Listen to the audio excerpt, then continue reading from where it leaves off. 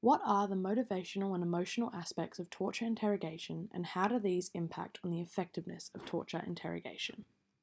In order to dissect this question, it is important to firstly understand what is interrogational torture. Torture is an interrogation method that has been used in the present and historically and is defined as the purposeful infliction of violence, suffering, or pain on an individual with the intention of provoking a confession or gaining information. This torture can be sexual, psychological, or physical. The success of this as an interrogation method has been widely debated. Emotion and motivation can be seen to decrease the likelihood of torture working. An example of this is a prisoner of war who has been tortured for hours in an attempt to gain information about his home country's war tactic. He is told his torturers everything he knows, however, he is told this isn't sufficient.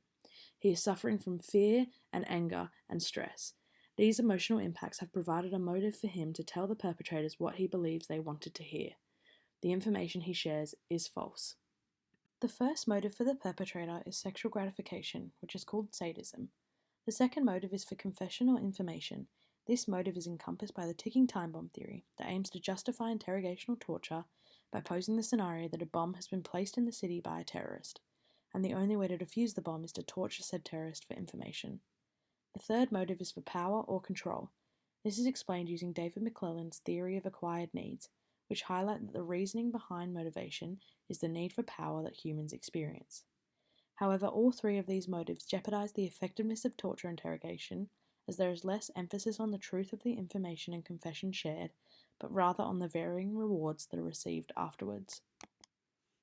The motives experienced by the victim include pain and fear. Both of these threaten to violate the basic human needs set out by Maslow's theory on the hierarchy of needs. This violation may motivate the victim to confess or provide information.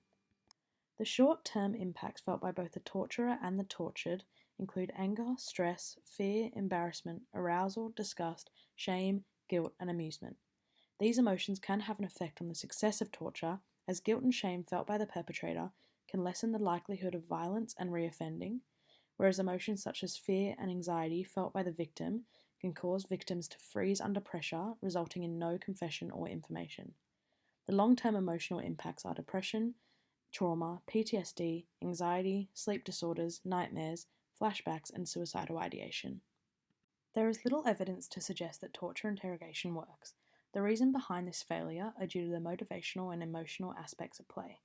It is vital to note that although torture interrogation has been abolished legally within many countries, there are still many that accept torture both legally and illegally.